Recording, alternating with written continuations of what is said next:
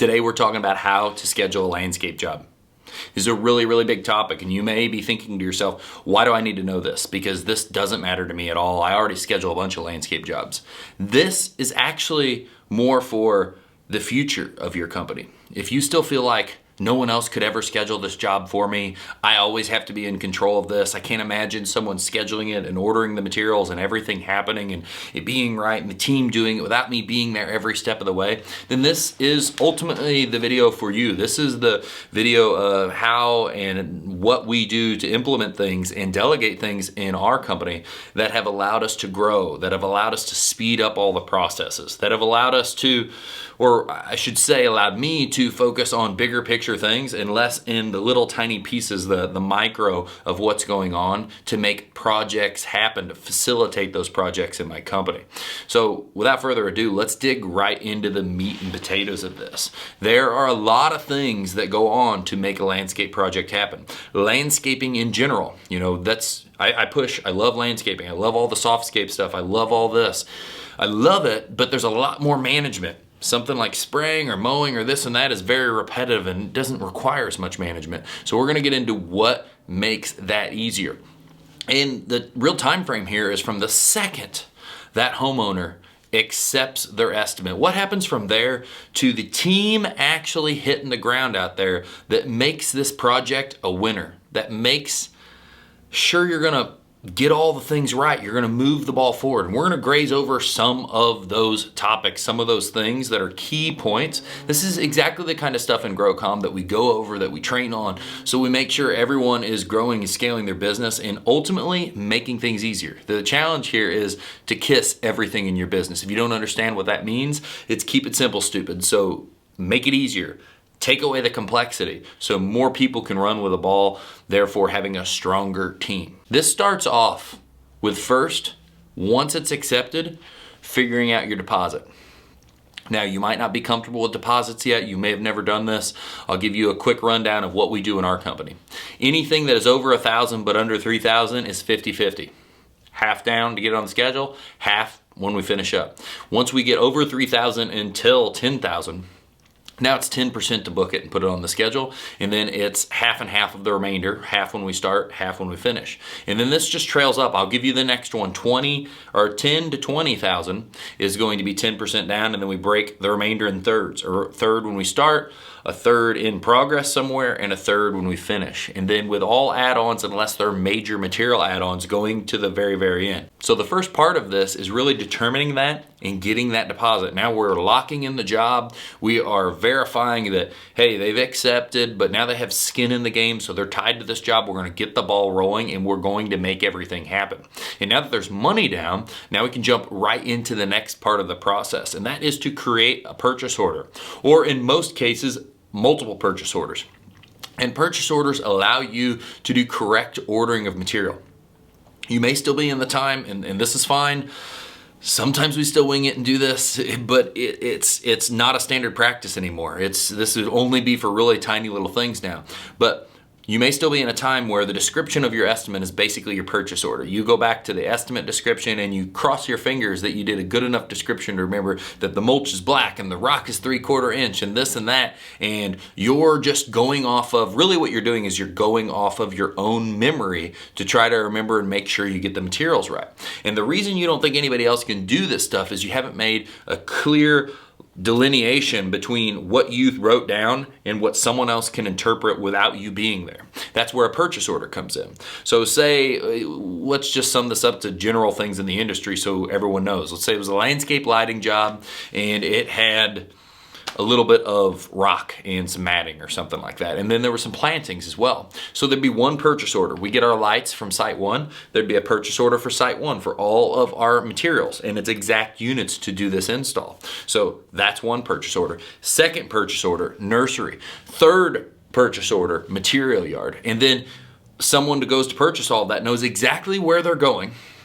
And then if it's done right, even better, a factor of job costing is they know the actual cost to us, which the cost to us is the cost of material plus tax. And so at the bottom of those purchase orders, if they walk out of there and it is any more than what was on that purchase order, we've already had like a little mini failure.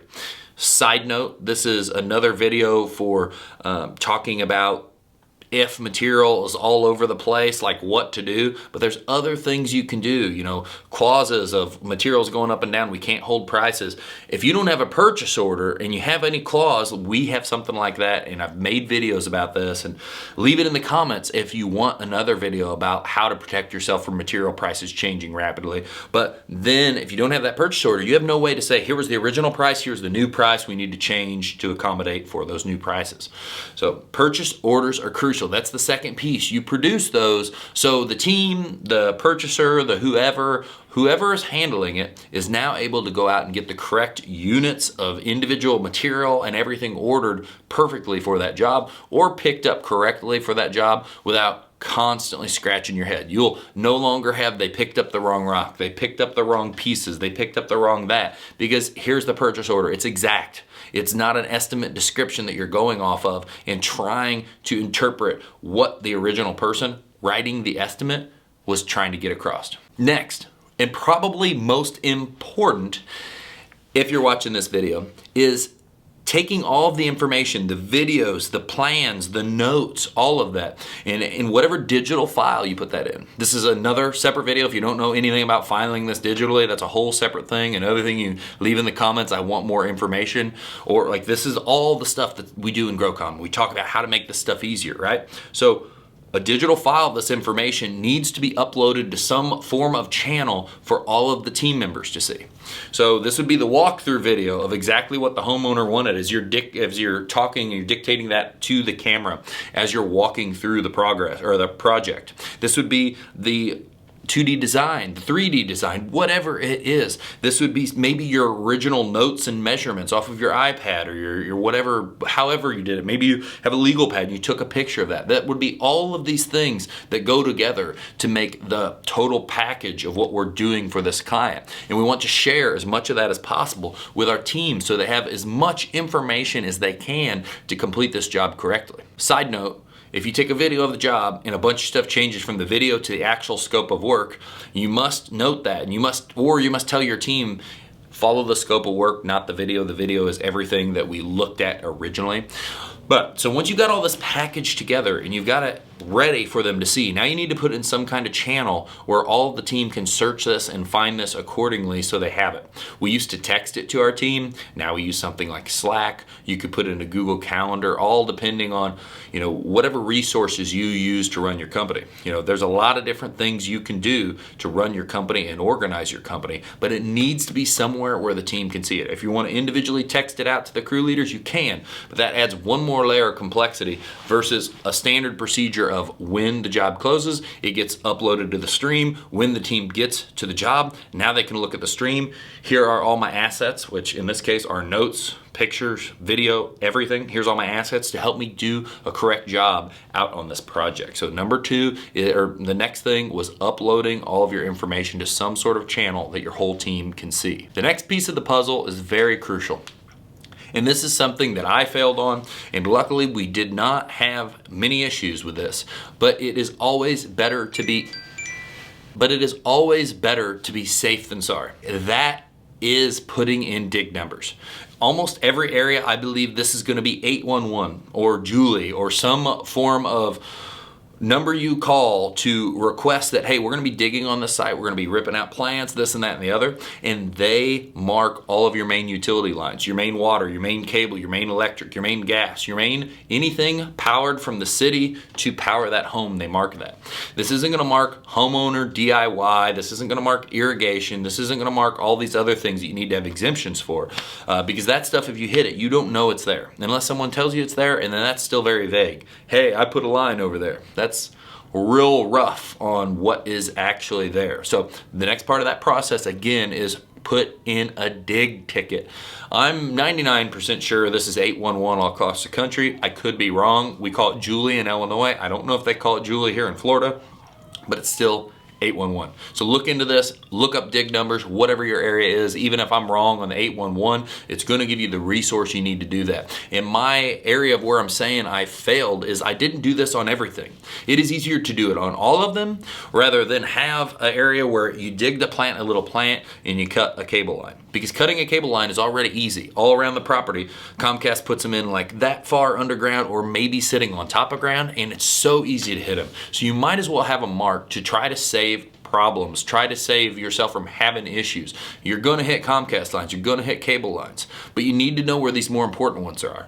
We've hit a power line before. It was marked and it was in an area where we thought we were totally clear, but we still hit the thing anyway. And this stuff is serious. You can do a lot of damage if you hit something like that with an excavator and you're careless. So you need to make that top of mind, train your team on what these things mean, talk about how where that painted line is. You got a variable there of 12 inches in either direction, and make sure everyone knows what they're doing when it comes to dig numbers. This is an important part of bringing value to your client by adding this to the job, by making sure you take care of this, because this is free to you. So that's the dig process. Now let's jump into the final part of this. There's a million parts of this, and I said I'm going to ice over some of the big ones, because I want to tell you where you can do better to make your company grow and have the system set up. The next one is notifying your clients. That might sound obvious, but it's not. Because if you have got a lot of work on your schedule, if you have taken deposits on your schedule and you've got all this work booked out,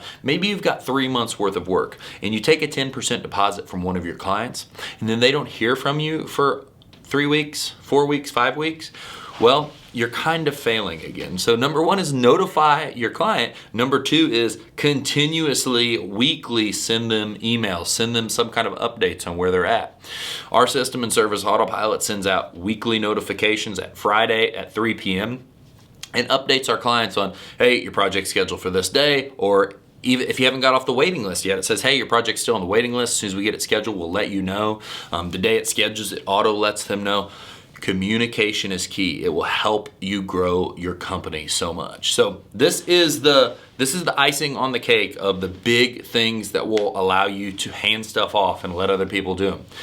Material ordering, purchase orders, really handle that. Videos and content, making sure that gets direct to your employees rather than these scope of work notes that are kind of vague and hopefully kind of get them there, but it's not exact.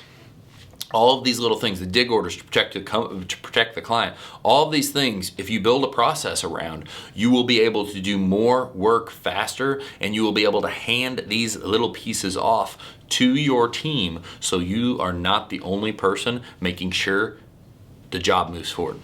Everyone, I hope this helped. Leave in the comments, if you have any tips for other people that are watching this video, what are some of the biggest things that have helped you schedule your landscape jobs? And what are the biggest mistakes you've made on landscape jobs? Talk to you soon.